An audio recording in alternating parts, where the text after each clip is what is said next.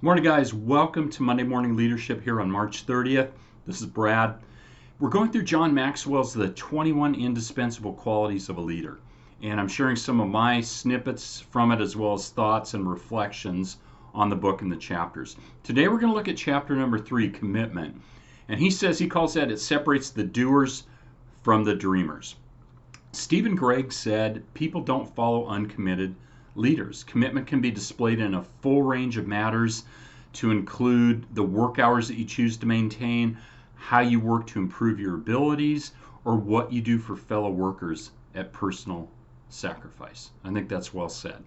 The world has never seen a great leader who lacked commitment. That almost goes without saying. Think about that one. Ed McElroy of US Air spoke of its importance. He said, commitment gives us new power no matter what comes to us, sickness, poverty, disaster. We never turn our eye from the goal.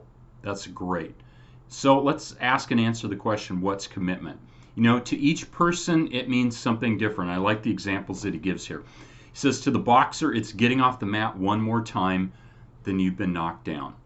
To the marathoner, it's running another 10 miles when your strength is gone. To the soldier, it's going over the hill, not knowing what's waiting on the other side. And to the missionary, it's saying goodbye to your own comfort to make life better for others.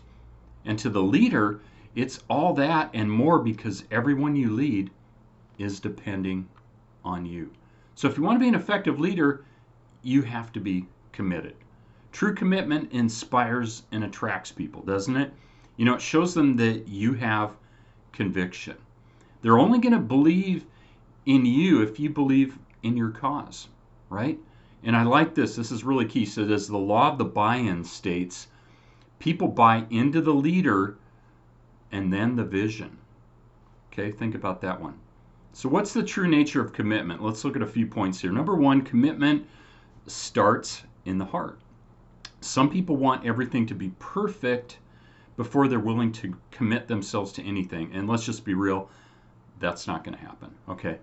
But commitment always precedes achievement. If you want to make a difference in other people's lives as a leader, you got to look into your heart to see if you're really committed, right? If you're not committed, how can you expect anybody else to be?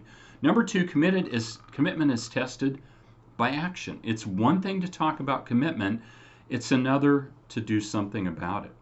And he said the only real measure of commitment is action, right? And Arthur Gordon acknowledged here, he says, nothing's easier than saying words, nothing is harder than living by them day after day. The old adage, action speaks louder than words. I think that applies here. And so I think he's right on.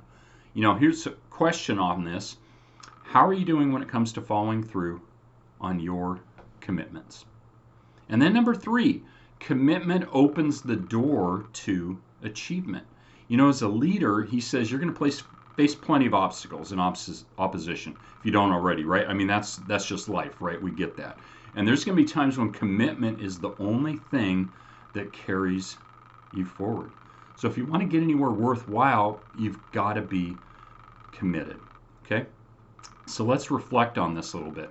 When it comes to commitment, there's really only 4 types of people, he says, and I kind of like how he lays this out. There's cop-outs, so people who have no goals and don't commit. Okay, we probably know some of those.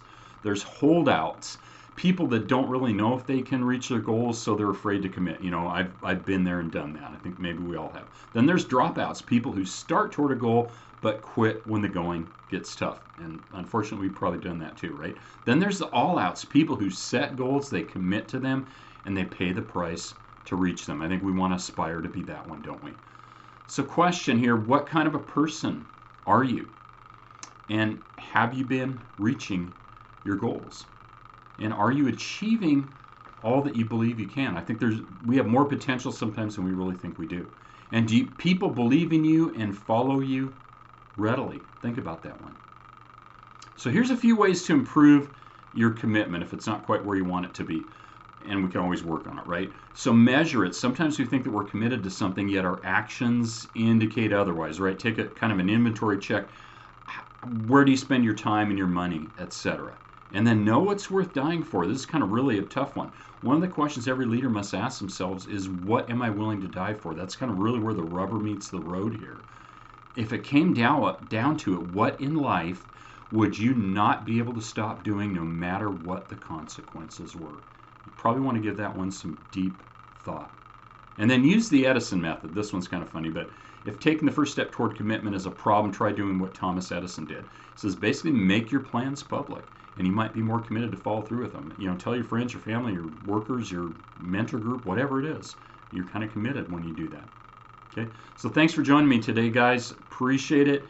And I hope that this segment was helpful in having you think about and focus on commitment. If you received some benefit from this or something I said, struck you in a positive way, please feel free to hit the subscribe button.